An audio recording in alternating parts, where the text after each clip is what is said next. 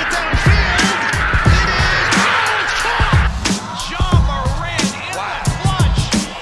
Oh, my word. Oh, my God. Deep to right field. Way up there. And way out of here. Down the sideline. Jefferson. Another huge run. Jalen Red broke tackle. Stayed on his feet.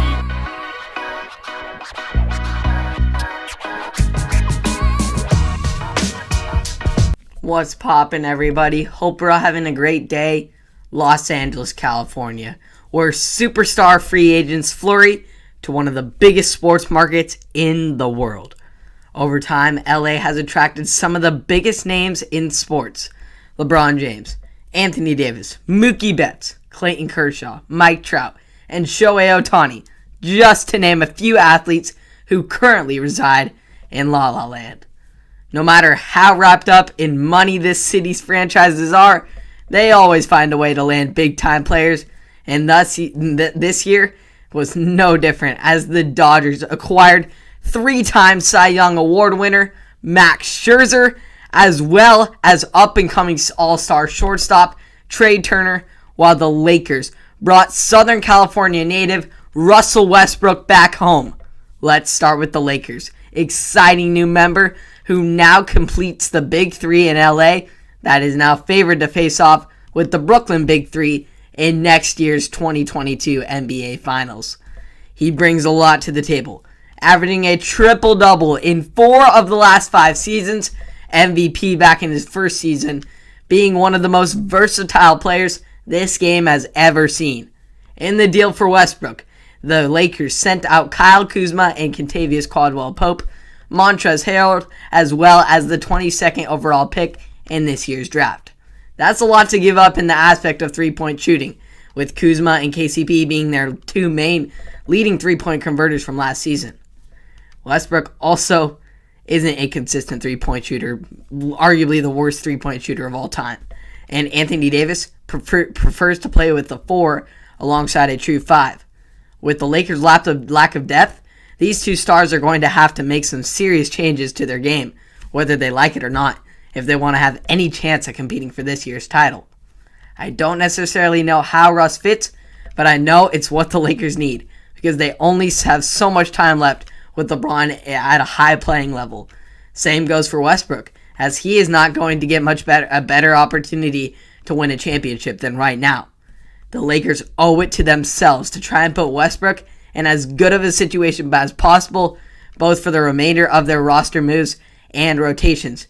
They got to get shooters around, because Westbrook is not a three-point shooter, and these players' games, LeBron, AD, and Westbrook, don't really all combine super well. I mean, obviously, AD and LeBron are super well together, but Westbrook has not been. Obviously, he averages a triple-double, so he knows how to spread the rock around, but they need a knockdown shooter to combat the Nets.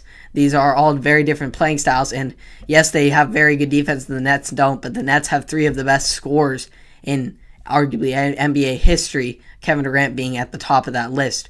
So they're going to need something to combat that with the three-point shooting so they can keep themselves in these games. But I'd suggest they're on the move for Buddy Hield from the Sacramento Kings, so that would be a great addition.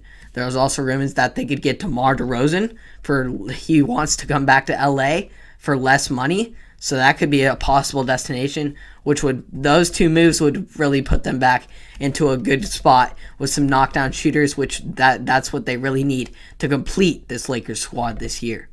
So as for the Dodgers, they add Max Scherzer and Trey Turner, who already were a stacked Dodgers roster, with Scherzer providing a much-needed rotation boost and Turner qualifying as just a luxury in the middle infield. The reigning World Series champions are definitely looking to defend their title with these moves. It is perfect for them. Scherzer can overtake Trevor Bauer's role, as the team really does not want to see him anytime soon due to his sexual assault allegations, and now they don't have to. Also, they kept him away from their division rival Padres, who had Scherzer in their hands. I was watching this live, the coverage of the trade, and the Padres looks like they literally had Scherzer on a flight to San Diego, and it was like, oop, I mean, you're heading to California anyway, might just head to Los Angeles. They let this one slip through their fingers.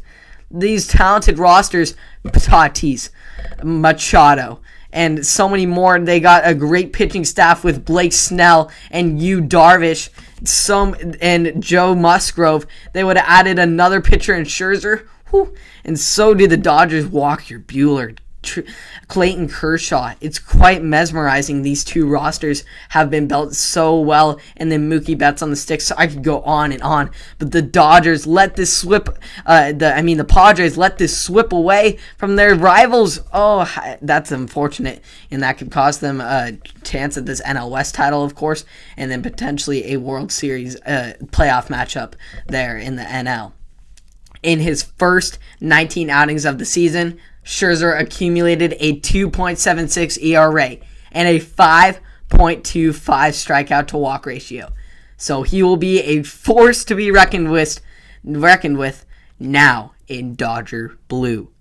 As for Turner, he hit .322 with 18 home runs and 21 stolen bases through the first 1996 games.